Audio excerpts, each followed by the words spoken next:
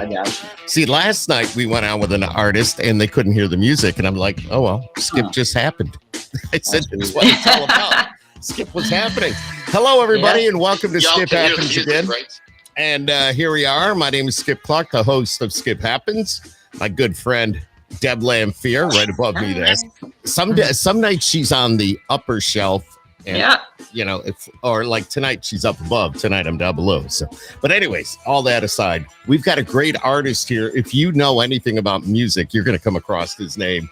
He is one of the top songwriters in Nashville. I know this for a fact. He's been growing and getting bigger and bigger.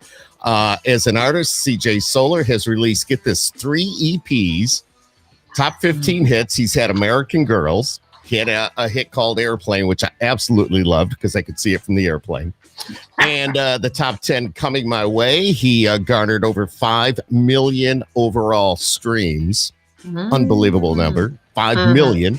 Received the Music Row Independent Artist of the Year award in 2019. I watched you get that. I watched you walk off the stage with that. And you're touring coast to coast. Ladies and gentlemen, he's our good friend. Say hello to CJ Solar. What's up? Yeah, thanks for having me. I just shared on my Facebook page while you're doing the intro. So that's why I was kind of stretching a little bit because I kind of figured you were like sharing. Yeah. Well, thank y'all for having me. I know it's been a minute, but yeah, man. I don't know. When was it? When was it we last talked?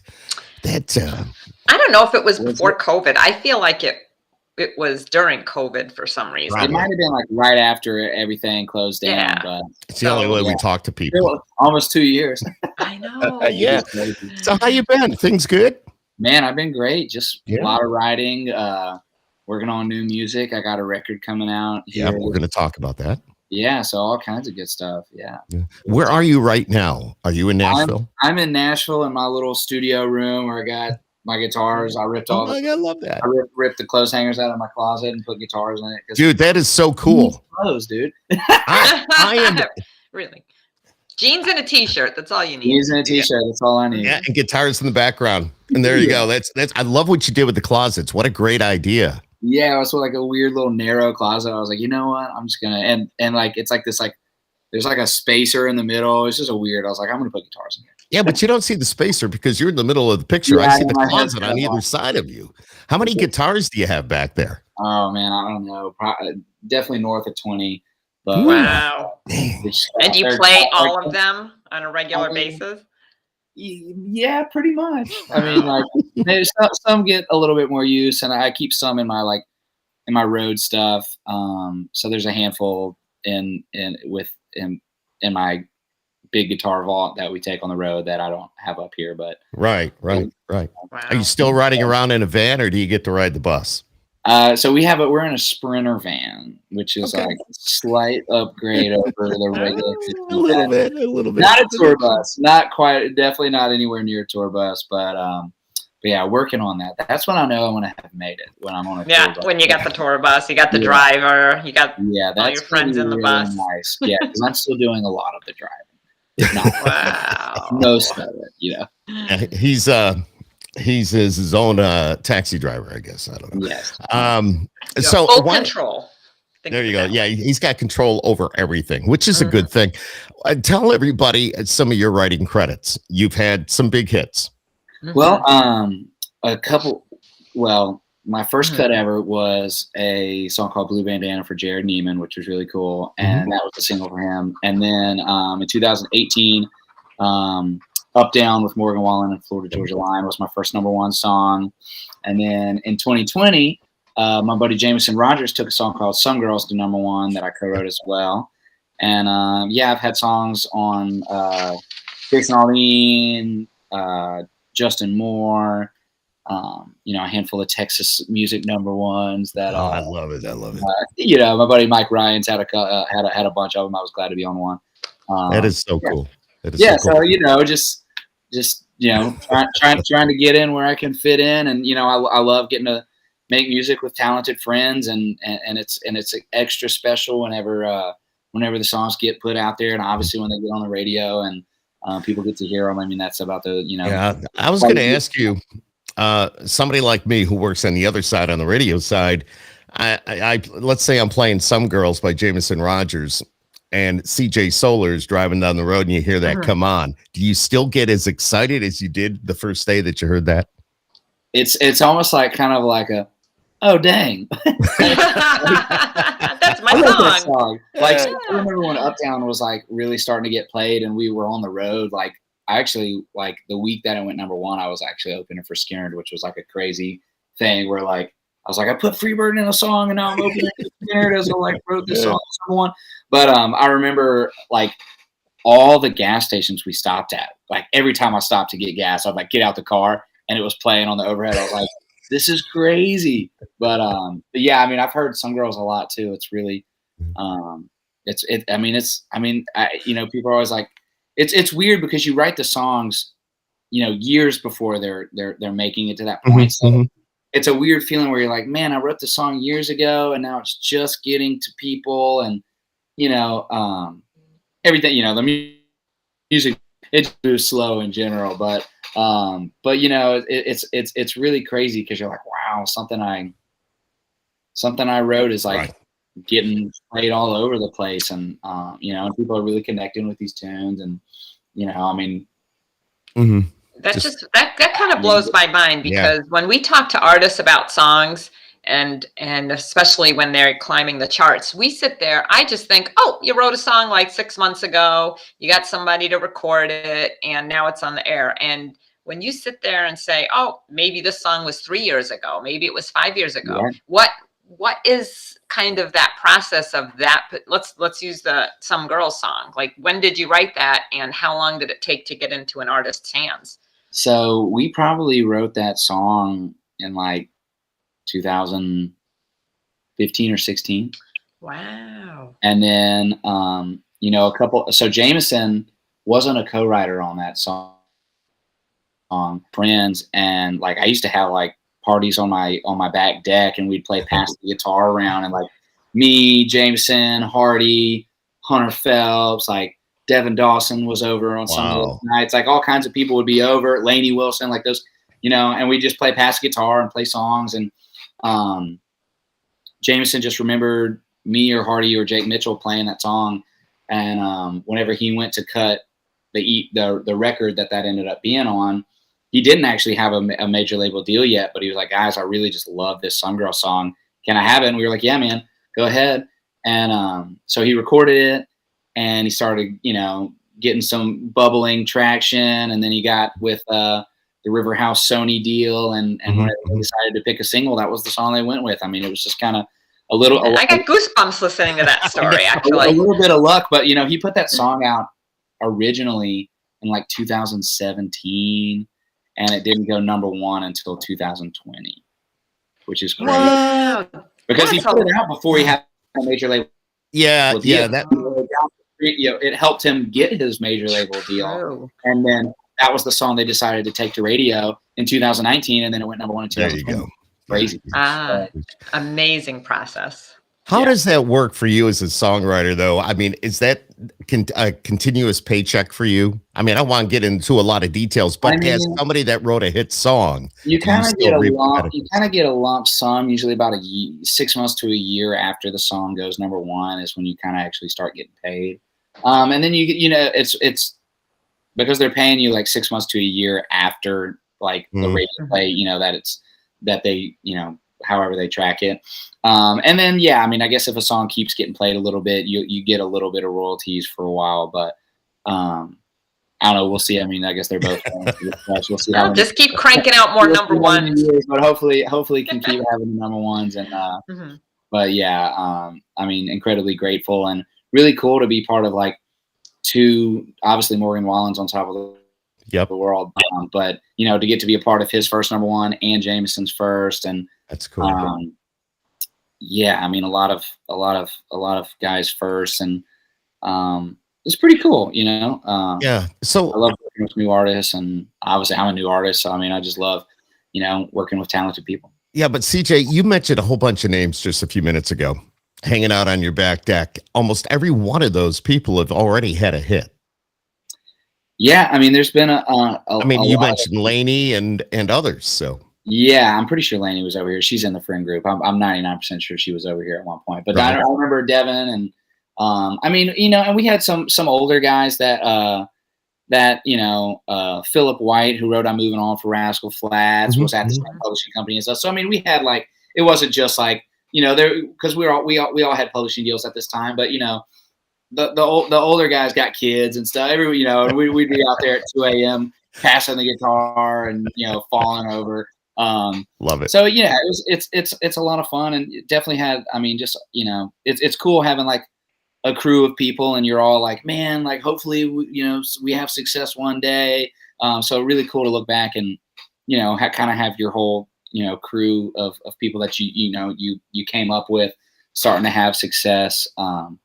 And because you never know if it's going to happen, so it's cool to see. I love that atmosphere. That's got to be so cool, just sitting out on the back porch. You got some cold ones or whatever, and you're just jamming on the guitar and just putting songs together, or maybe doing some covers, and everybody's singing along, and everybody's just having a good time. What a great atmosphere. Everyone was really cool and supportive, and just like, hey, play like a new song you're excited about. That was one of the main things we do. So we play just like something we wrote within the last couple of weeks, and Some Girls was just one of those songs that we played, and Jameson just liked it, and and whenever he just remembered it being a song that he was a fan of. When he writes most of his songs, he just happened to really love that one, and it's just really a stroke of luck that the label just and everyone happened to just connect with that one, and they wanted it to be the first single. So I'm incredibly grateful. Yeah. So. I got to ask one question while we're on this topic. When you have this friend group and you're together, you might have 5 get together one time, 10 another time, whatever. I'm assuming you're just one close knit family kind of group. If a couple of you start really climbing the ladder, do you have ways to be able to help some of the other artists make some of those segues, or basically it's people have to kind of find their own I think it's one of those things where obviously if people associate you with a group of people, they go, oh, well, this guy's works with these guys, because like, especially like early on when people like, through the earliest stages of it, like you're playing around and one friend gets a publishing deal. Well, then usually some of the other friends, they go, oh, well, who else is talented in that group? Oh, well, that's what I was wondering. And then, so then you start getting publishing deals, and then you guys are all writing together, and then like, somebody gets a big cut, and then people, it's not competitive, but people are like, oh dang, like you're happy for each other for sure. We just got a big cut, and and as the word spreads around town, oh well, there's a cool little group of people doing stuff, and Ryan Hurd had a friend group like that with a bunch of his guys, Aaron S. Ice and Joey Hyde. They got I'm trying to think who else was in that group that was more on the artist side, a lot more writers, but still, there's just these groups, and like back in the day, there was like, the Peach Pickers. They're kind of one of those groups, Dallas Davidson and Ben Hayslip and those guys. So there's just little groups, and they kind of, they just kind of bubble up together, and that's one of the things I remember people saying. It's like, hey, you can write a song with an already established, really hit writer, but where you're really gonna have your success is having your crew of guys or girls or whatever, that you're just comfortable in the room with, and you work together, and you really get to know each other, and you're not afraid of throwing things out. You're not afraid to suck. You can say, the stuff that really gets it out there, and and that's a lot of the times where your best songs are going to come. Obviously, if you get in the room with a Jeffrey Steele and you're really wanting to bring it, and you got nervous. But it is nerve wracking because it is definitely. Wow. That's right. You're doing stuff with Jeffrey Steele, and you're doing a show. You mentioned that I think this was before you flipped the cameras on, but when you mentioned that name, immediately I thought of the group Boy Howdy back in the day, and I'm trying to think of the name of they had a hit single, but it was so long ago. But now we get done here, I'm going to have to look it up. But that's amazing because he has written so many songs. He's in the fine print on so many great songs. It's cool. I mean, I would think he's had 50 plus singles, and a lot of those, like 20 to 30 of those, are probably number ones, with a lot of number 2s to 10s as well. Yep, right behind. You can go see Jeffrey play a 4-hour show at 3rd and Lindsley, and you will know almost every song, which is I mean, pretty That- unbelievable. I mean, That's Deb's favorite hangout, by the way. Yeah, I know it is. I love that place. So every time we're in town, I try to grab a show there. It's a great spot. Great venue. Yeah. And yeah, so I'm having a Mardi Gras show there on March 1st. So much and fun. I got a lot of Louisiana artists getting up to play with me. But Jeff, I'm gonna have Jeffrey come out and play some too. So that's so cool. Yeah. Let's talk about the new song. You had something drop here recently, The Future's Neon. Yeah. So tell us about it. So it's crazy. So that, obviously over COVID, people weren't doing a whole lot of in-person stuff. And that was a song that I wrote with two of my buddies who are also from Louisiana, Jim McCormick and Blake Griffith, which they were. Jim was in New Orleans and Blake was in where he's from, which is around Shreveport, Louisiana. I was here, but yeah, we wrote that song over Zoom, which was crazy. And a lot of the songs that are on my new album were written over Zoom, which is really weird. But yeah, The Future's Neon. We were just talking, and I can't remember what we were just, obviously pretty much every riot you were talking about COVID. Like who didn't talk about COVID? Right. But especially then, probably like summer 2020, I think when we wrote that, and Jim was like, man, I have a feeling that like when things open, like it's just gonna blow up.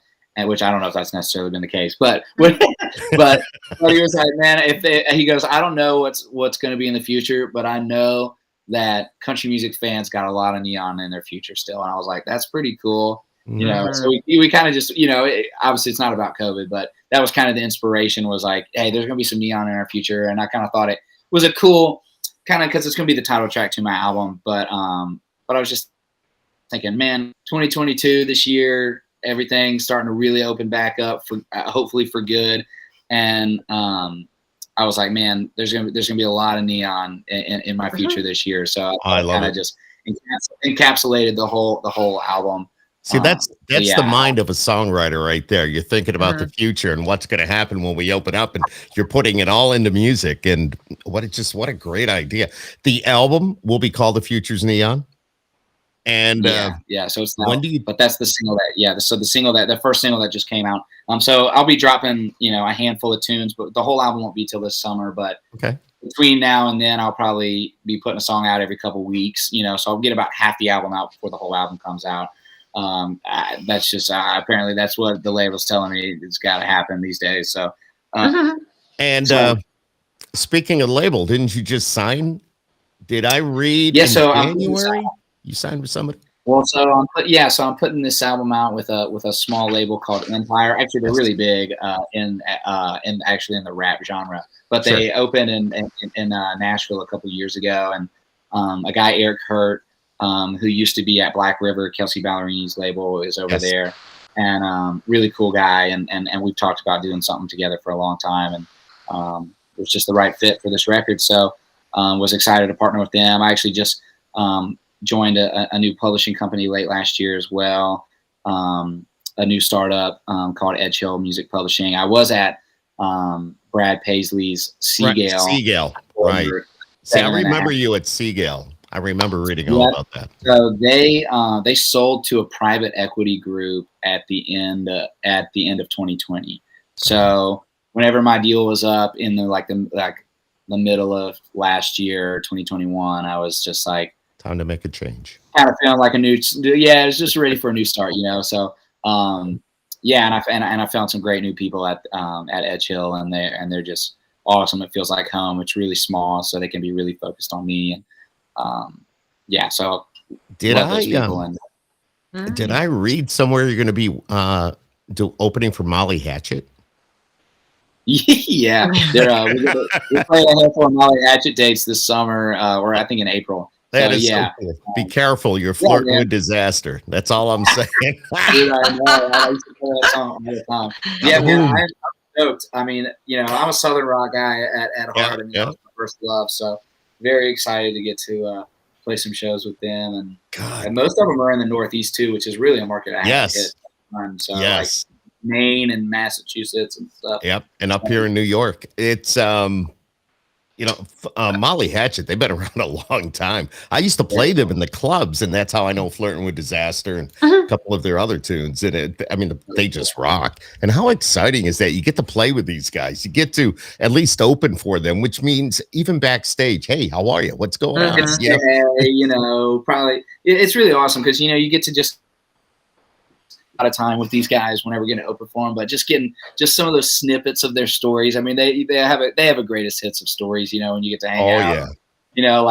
Whenever we did some of those Skinner days, getting to talk with them a little bit. 38 Special was on a bunch of those dates, so I really got to actually spend a good bit of time hanging out on the bus with 38 Special on some of those runs, and they've always been really cool to us. And do you remember hanging out on the bus with them?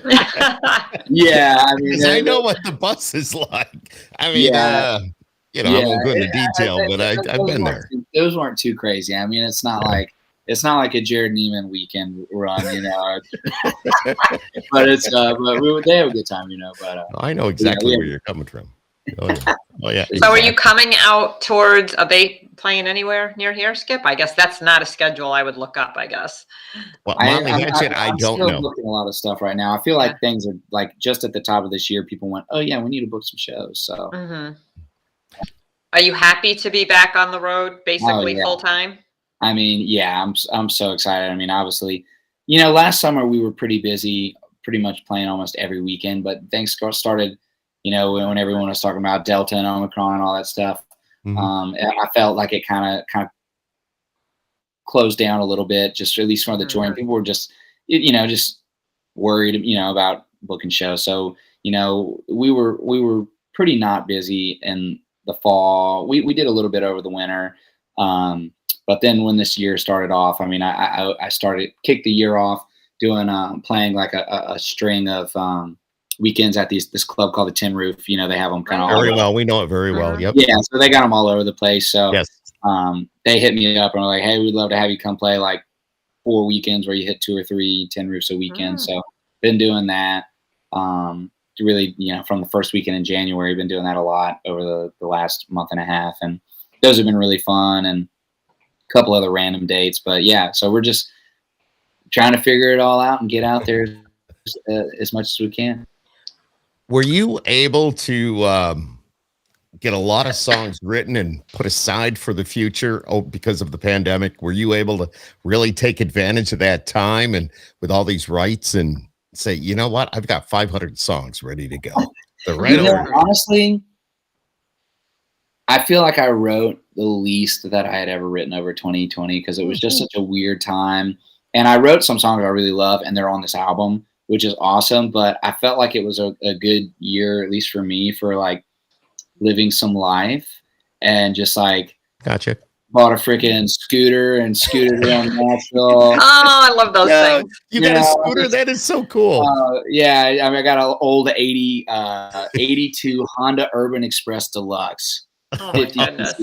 Sounds like a weed eater, just like rolling down. Here comes TJ. Just kind of had a little bit of a midlife crisis. I'm just kidding. No, dude, you're not even close to midlife. I'm just saying. I don't know. On the scooter now, buying a scooter might have shortened my life expectancy. But awesome. Just be careful. You got too much going on. I mean, I don't know. I mean, it was a really weird time, and it stunk not being on the road. But it was, I don't know. I guess I like honed in, and I didn't love writing on Zoom. It was kind of obviously a necessity, and it was just a weird year. A lot of people, during that summer, a lot of people were just like, "Hey, man, it's nice outside. I ain't writing today." It was I'm gonna sit on my deck. There was a lot of that because I mean, you didn't feel like you had to. The music business was basically closed down, so it was a very weird year. And I just, when I got on Zoom with people that I really loved working with, and we happened to have an idea we were excited about, we were off to the races. But otherwise, sometimes we get on and just talk for like 2 or 3 hours and go, "Hey man, it was great catching up." So it was a really weird year. It was really weird, but 2021 was a little bit more back to normal.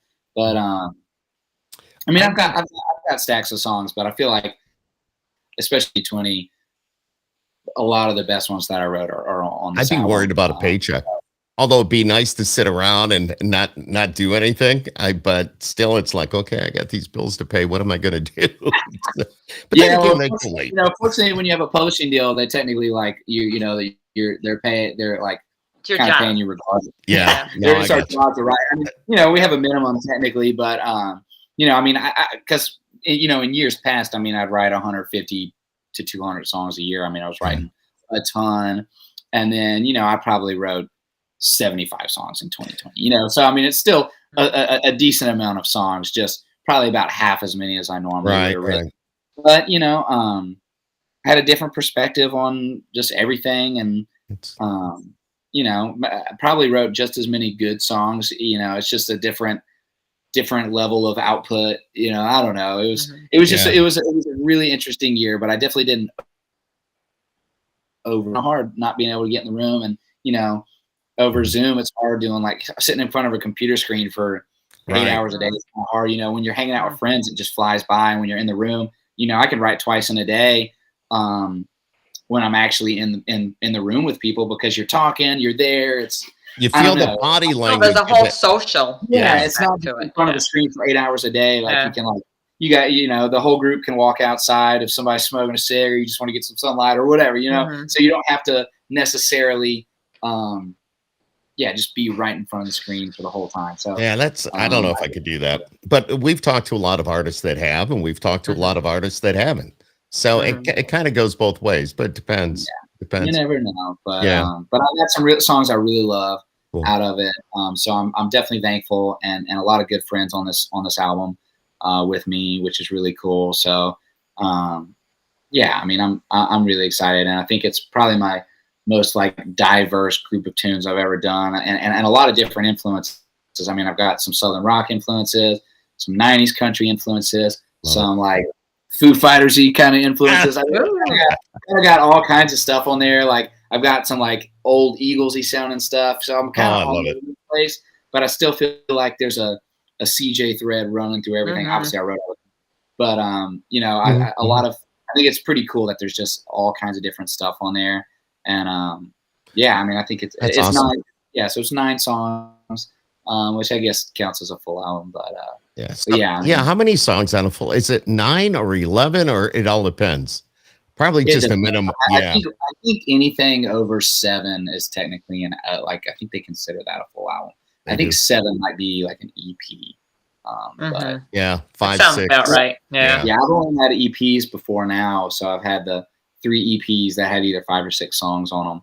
But I'm incredibly stoked, and I got to work on this with kind of during COVID, like with my live drummer Nick Gibbons, and I just hopped in the studio and got some session players, and I played on it. He played on it, and a bunch of other great session players, and just had a lot of fun, which is really cool.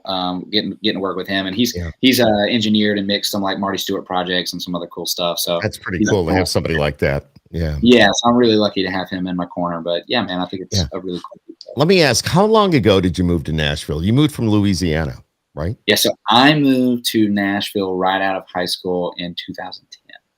Jeez. So, I left. Yeah, so I was 17. I moved in that. Yeah, kind of that. I mean, August started. I went to Belmont, so I started at Belmont at 17 in 2010, and graduated in 2014. And right before graduating in February was when I signed at Seagale. So I signed at Seagale right before I graduated in 2014, and then I just left there at August of 2021 and started at my new company. And going to Belmont, do you think that set you up for where you are today? Do you think being there and having that degree, music business or that side of it? So I have a songwriting degree with a minor in music business, which is kind of all right. But, I mean, it was definitely very helpful. I mean, a lot of I got to take a class from Tom Douglas. Oh, cool! And, oh my God! The professors over there are really awesome, and help kind of just line you up for the music business. Obviously, there's a ton of people in the music business that do not do that, and it's definitely not a requirement by any means. I know my parents were like, you need to go to college. So it was kind of a nice time for me to just, really. I remember I mean, I those spent days. a lot of time. Yeah, I spent a lot of time just going to writers' nights and really just trying to, meet people and be around town and hone my craft a little bit. And fortunately, it was a good 4 years for me to really learn how to write better. And by the time I was graduating, How old? be good enough. Let me ask, how old were you when you first decided, or you thought, this is what I want to do? I want to be a songwriter.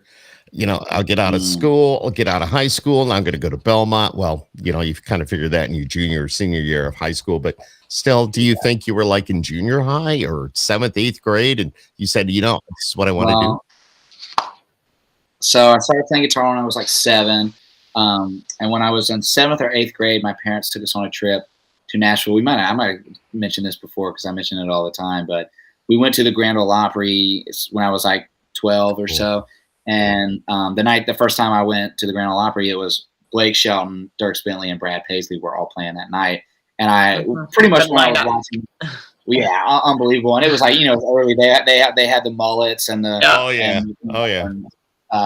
and I remember watching those guys and just thinking, this is what I want to do. Like these guys are, that's exactly what I want to do. So that was kind of I kind of started getting into country music around that part. When when you're a kid, you don't know anything, So when I started playing guitar and was terrible at 7, I just thought Leonard Skinner and Creedence Clearwater Revival were really cool. And so, a couple years of that being my favorite stuff. And, when I saw those guys and had kind of becoming more open to the idea of country music, I really started diving in. And just part of being a dumb kid, I was like, well, where do these songs come from? I was like, oh, somebody writes these songs. And then I started, looking at the back of the CDs, and I went, well, this isn't the name of the artist. Who are these guys? And I started going, man, these guys are just songwriters. I was like, so, in like 8th grade, there was a girl that took guitar lessons from the same guy that I took from, Stan Campbell. Mm-hmm. And she was going to Belmont. She was 4 years ahead of me. So when I was going into high school, she was going to Belmont. And she's the one that told me about it. She's like, you should look into this. Like whenever you get older, like that might be something you want to do. So that's whenever I was kind of started looking into it. Maybe, I was like, I don't know if I'm good enough to warrant moving to Nashville anyway as an 8th grader, So I was like in the back of my mind. And as I kept going through high school and continuing to take it serious and write more. And, I signed up for the Nashville Songwriters Association. And, that's cool.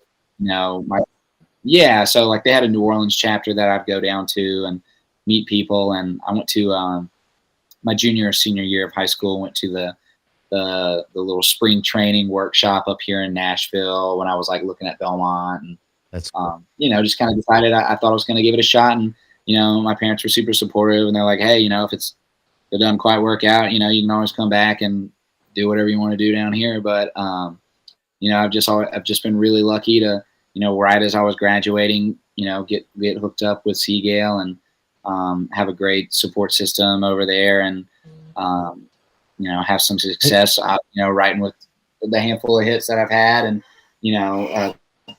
about a dozen major label cuts during that time, and put out. Let me ask this as well: if you weren't doing music, what do you think you'd be doing? I really don't know. I mean, I love history. My sister's a history teacher. I love history. I feel like I feel like that would be fun, being a history teacher. But honestly, I don't really know. I'm not really good at very much else. I think it's so cool that you can actually go to like learn how to be a songwriter, because I always thought that would be like a gift from within. You have to kind of already have that. They kind of just help show you the ropes a little bit. Mm-hmm. You really have to be. You have a good thought process, so you have to. You're doing 99% of it. They're kind of just giving you that extra little, and obviously if you're and the songwriting degree is in the music business school, so you're taking classes on copyright law and publishing. True, and you need all that, and it's good because a lot of people in business, and they don't know any. They don't just like just teaching you this stuff out in the open. Like, and a publisher, you know, if you meet with a publisher and you don't know anything about how the business works, they're just going to say, hey, here's a paper, sign it, and we're going to pay you, you know, we're going to pay you $0 and own all of your stuff. So, you know, you kind of got to know how the splits work, because it's a pretty complicated, and the different revenue streams and how those, right, especially if you're going to make a living at it, you really need to know how you're going to make your living. So, and it's really it sounds confusing. I'm always asking these questions, you know, over the different interviews that we do. Just I nitpick a little bit, because each time I learn a little something more about how this business works on your side of it. And it is a lot. There's a lot there. It's like, you know. Yeah, no doubt. It's crazy. It's crazy on everybody's side of it, but it's definitely very confusing on my side. I would say, I don't know y'all's as well, but it's really confusing. And, you know, there's all kinds of weird stuff with, you know, obviously a lot of people, you know, with the how songwriters are paid, especially from Spotify and the streaming companies that really, yeah, there's so much. But not only that, just getting your song, any of your songs. I mean, let's say if you have a catalog of hundreds of songs, how do we going to get that song or a song into somebody's hands to like that song, to want to record that song, to get it out there? I mean, that's a process. There's a whole infrastructure and industry based result. Yeah, it's crazy. You know, it's shrinking though, which is a bummer. But you know, I just feel really fortunate to be a part of it, and you know, get to write songs every day, because it's really competitive. And it's not like everyone's competitive, like, oh, I gotta beat you. But you know, there's only 10, 12 songs on a record, and there's only 5. There's really only 5 big labels in Nashville, and they only put out a handful of records each label. You know, each label only puts out a handful of records. So, you know, the slots are just it's really narrow. So you gotta really or be friends with the artist. There you go. That's always a good plus. Yeah, that would work. What do you do for fun? Or is this what you call fun?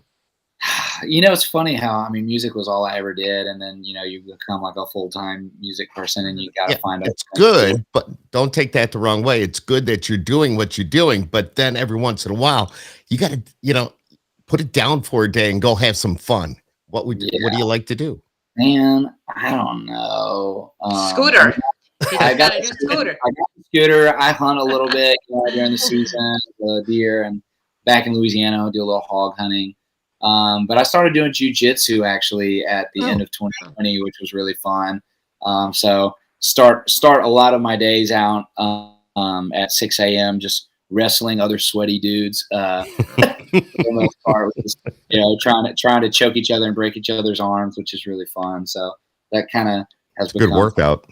Yeah, it's a great workout. I really have fallen in love with that. And so, you know, if the music thing doesn't work out, I'll join UFC and get killed.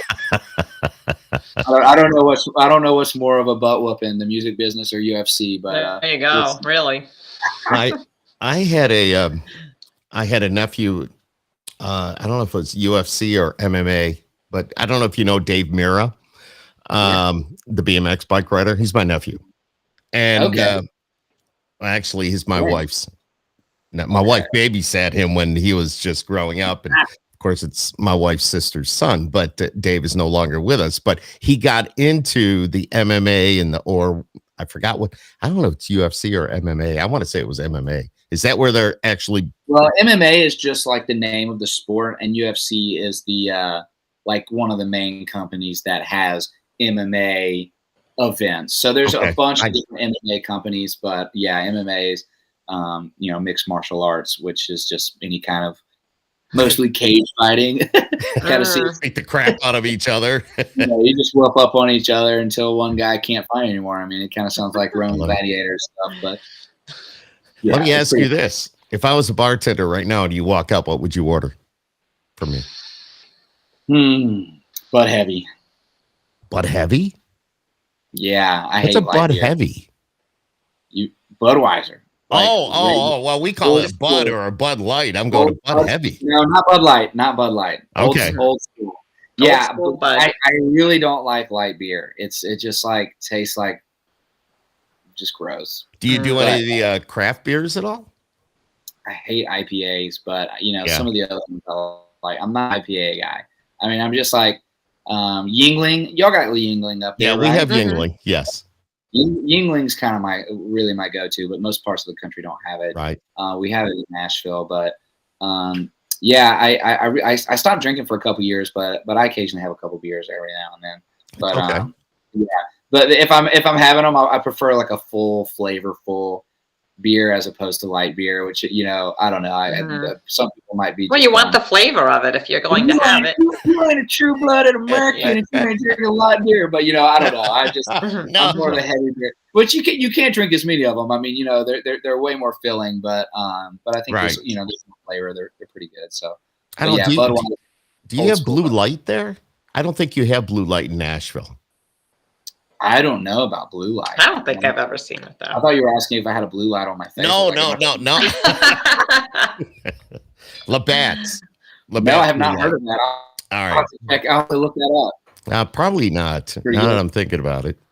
I'm trying to think about All right, Skip, when we're down there next week, we're going to have to go to some of the bars and see if they have those beers for you. I'm sure we'll find it.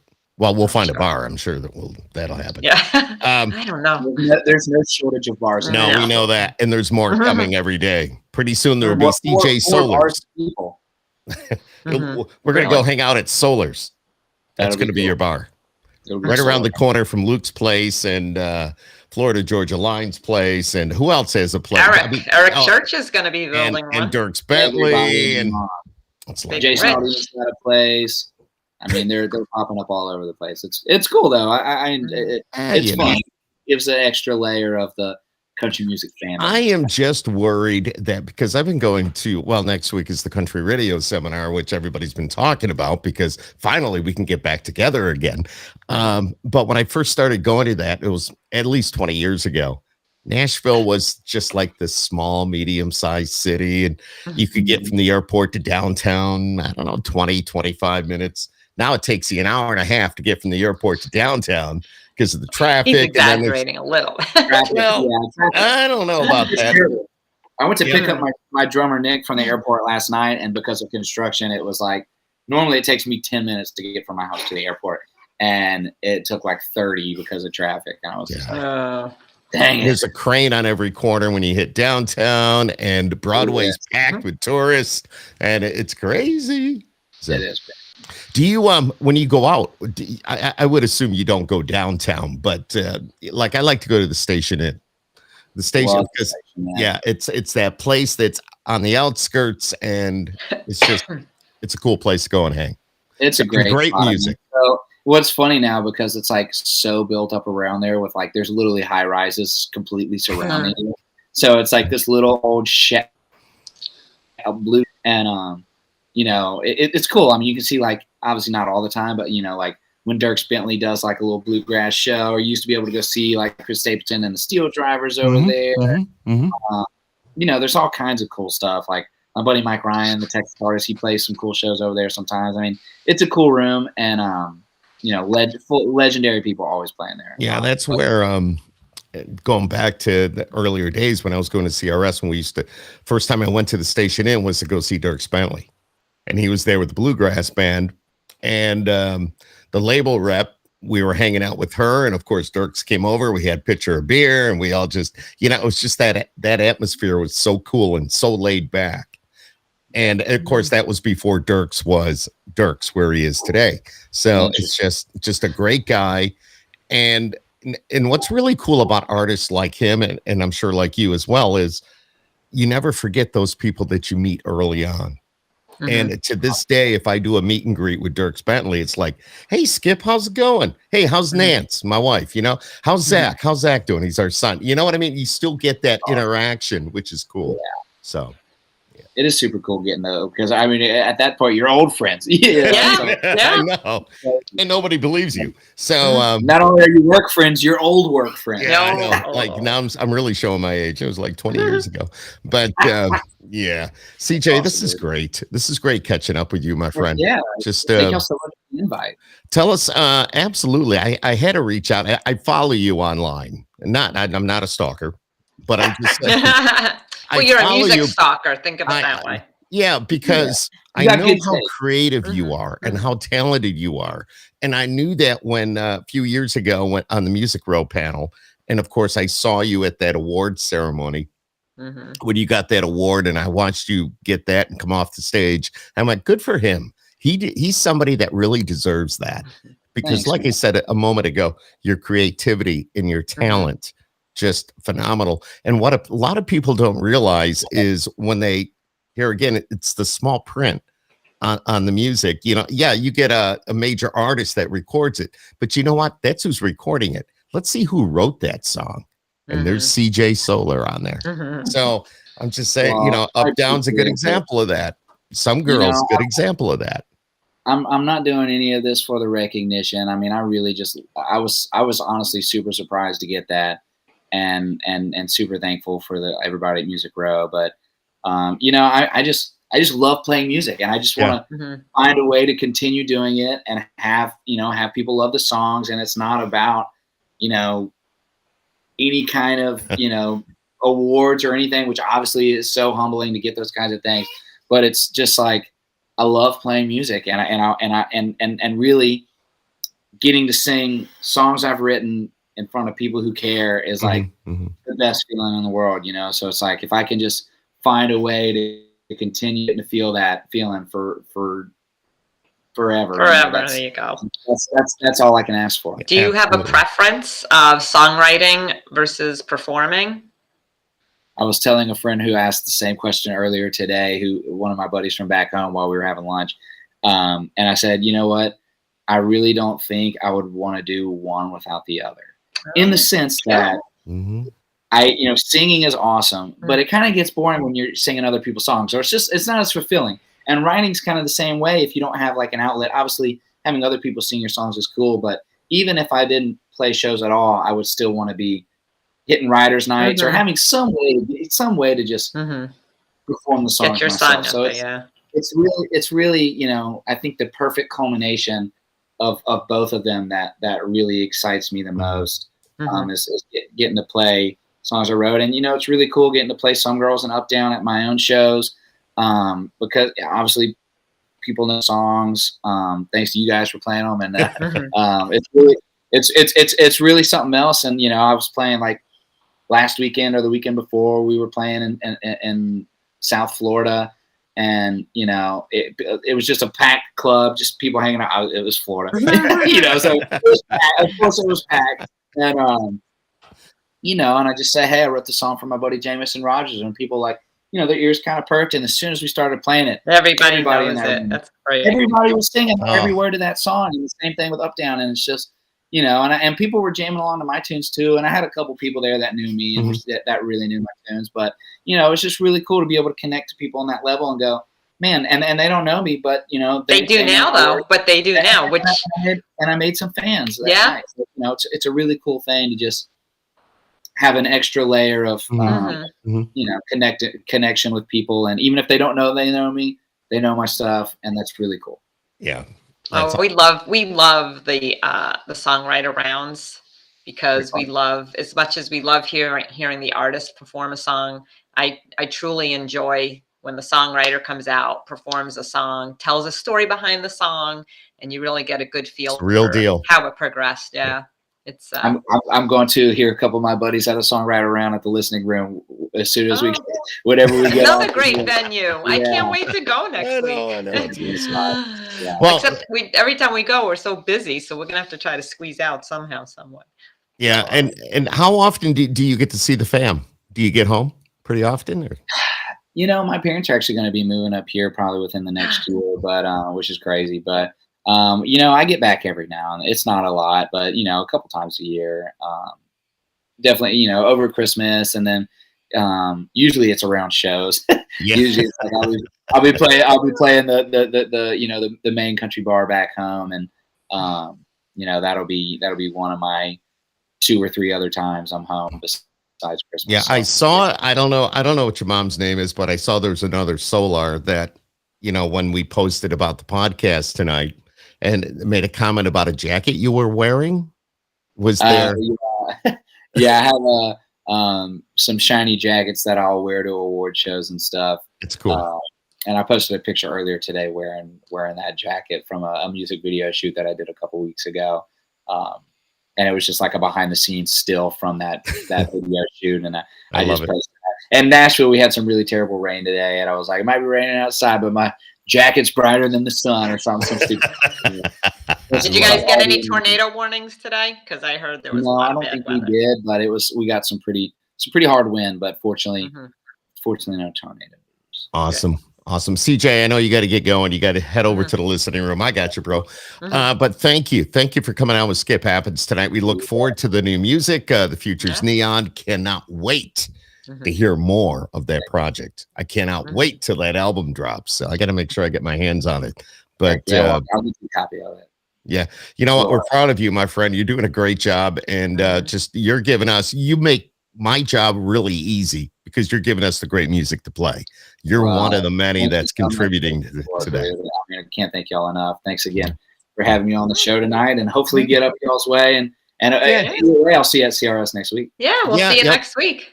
We'll be bouncing around. We'll make it a point. Absolutely. Of course, if you'd like to subscribe to Skip Happens, it's right there on YouTube. And thank you for watching this tonight. And Deb, if you want to give a little spiel about the official country music fan club. We are on Facebook and Instagram, and we love to promote our artists, their new music, and whatever's going on. We got the news for you. There you go. CJ, you're awesome. Stay right there. We're going to sign off. Thanks for joining us here tonight on Skip Happens. God bless you, my friend. Good night, everyone.